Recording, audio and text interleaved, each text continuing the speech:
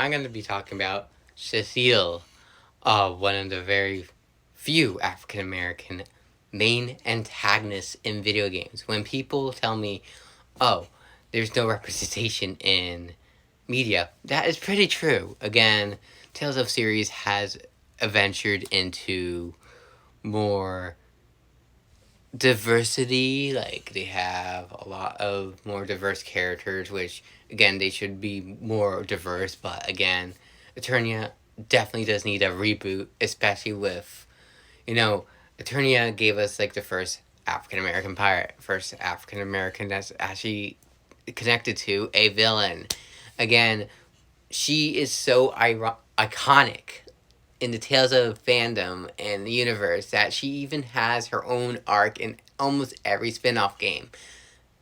And again, she made a crossover in one of the most well-known Tales game, cosplaying the character right now, Tales of Vesperia. She made an appearance on the Nintendo Switch. And she's one of the very few characters who has a game that has not been rebooted at all.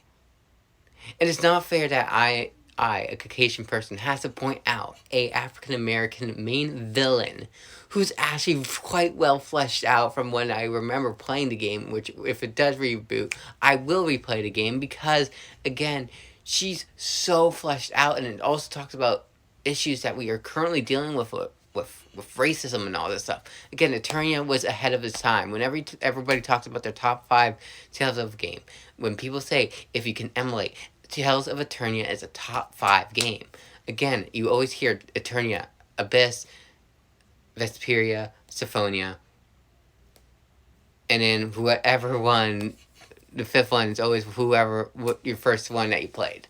Again, Eternia is always on everybody's top 5 list because of how diverse the cast is, because of how the story is told, and how they actually flesh out a really good villain, and having all these connections. Again, Eternia is one of the most diverse casts you could ever have, but what they do is just throw it away, and it frustrates me as a content creator.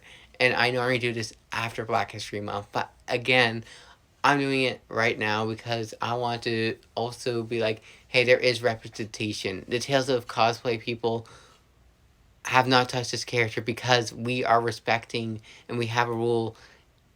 If it's of color, let someone of color cosplay it first before we even consider it. But we will help you divine the crown, but we will not be cosplaying it because of our color, to respect the unity